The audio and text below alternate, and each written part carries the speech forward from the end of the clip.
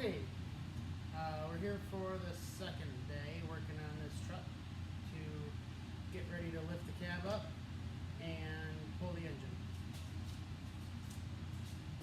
I still have to pull the upside intercooler pipe off, which is right here. And there's one part of the truck body harness that goes under the power steering pump, and I'm not so sure where that goes yet. So I have to figure out where that's going and what to do with it. Also, I was going to pull the whole brake system off the truck and just keep that with the chassis. I might still do that, I don't know for sure, but my thoughts are that the Hydro Boost comes off the power steering pump, so maybe I'd be better off just pulling a brake line off the master cylinder and taking the power steering pump, leaving that with the truck body. So I have some options I'm going to play around with. I think that's it. Otherwise, I'm going to have to go underneath. There's a harness that's going back to the transmission, I believe, and I have to determine if that's on the body side or the engine side. And then I'll just be disconnecting stuff. The fuel system, all that can stay with the engine. So as long as it's not clipped to the body in any place, which I don't think it is, I should be set with that as well. I'm going to have to pull the fan shroud and stuff like that so that can move with the body. And I'll probably end up pulling the radiator as well, just for room. Because the other truck had heating, cooling problems, I'm going to try to utilize as much of the cooling system from this truck, just so there's no contaminants either way. Thanks for watching.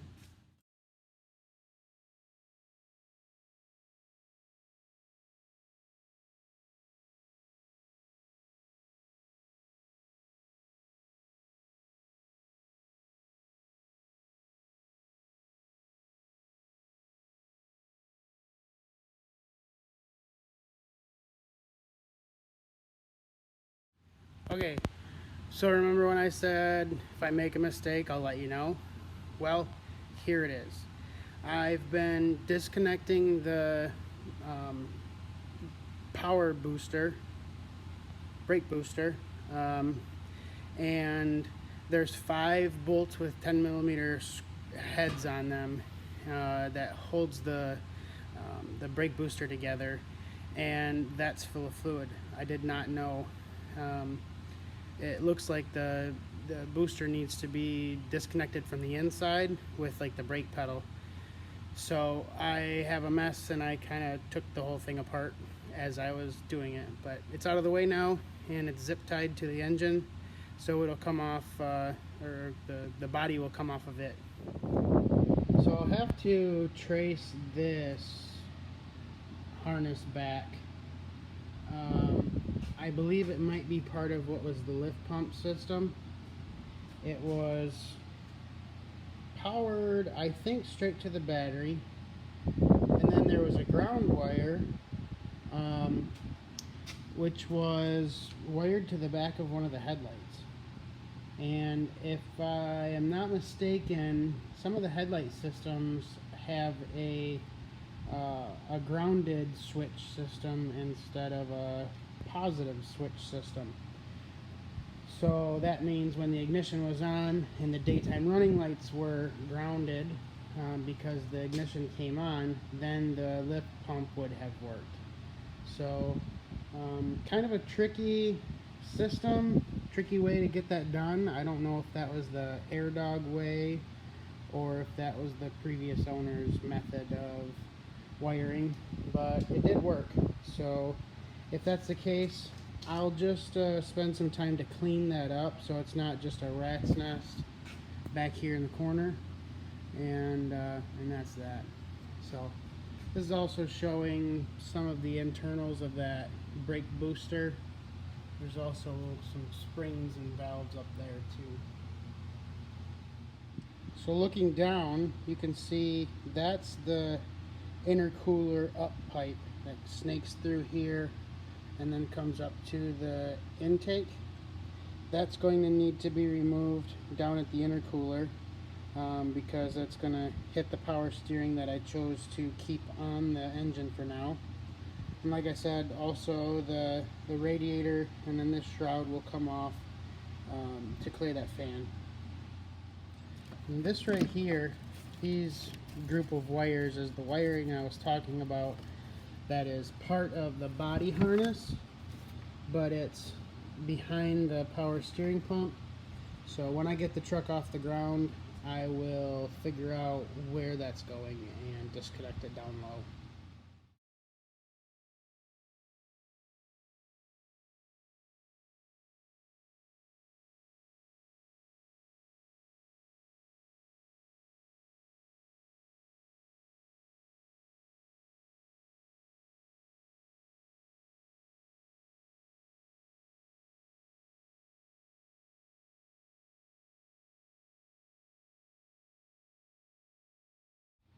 Okay, there was a lot of fighting in that session, but I was able to get that lower harness, which is for the starter solenoid and some various sensors and grounds underneath the engine, out from underneath. I was also able to get, let's see, another harness somewhere. It is for the ABS sensors. There's one right there sitting on top of the shock tower, and then also one that goes underneath along the bottom cross member and then over to the other one. Those are out. If I haven't mentioned, that up pipe is a bear, but I got it, and I also disconnected a ground wire over there, and there's a couple other miscellaneous grounds that have come off as well. One up here by the front bumper, and a couple underneath the block. So as far as the engine goes, I need to still remove the radiator and the lower pipe, and that also entails draining the transmission.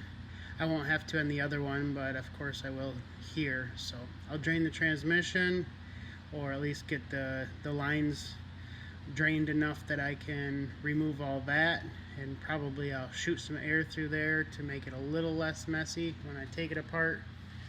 And then under the hood should be ready.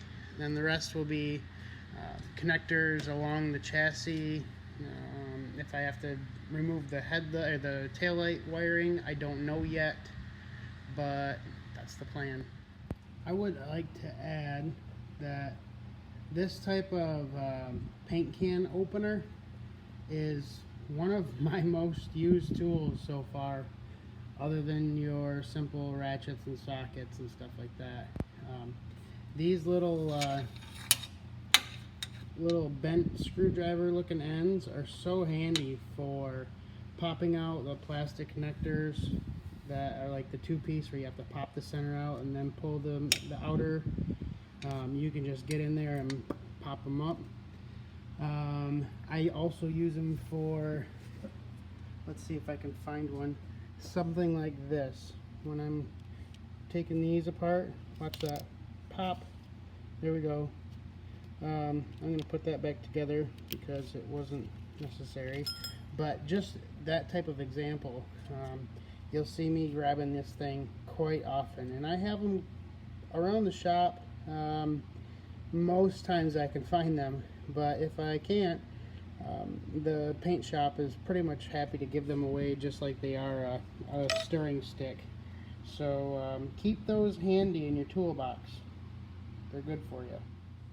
So I was told by my cousins who picked this truck up before I got to Texas that it would still go in reverse. But honestly, I'm even surprised at that. I just disconnected these transmission lines with that bucket underneath. No fluid came out. No wonder they blew the transmission.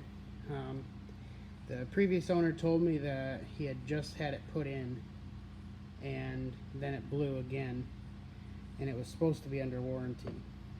Sorry guys, if you don't put tranny fluid in, there's no warranty. I'm getting very close. I did have to take this, let's see what that was. It was a tray for, oh, the airbox, that's what it was.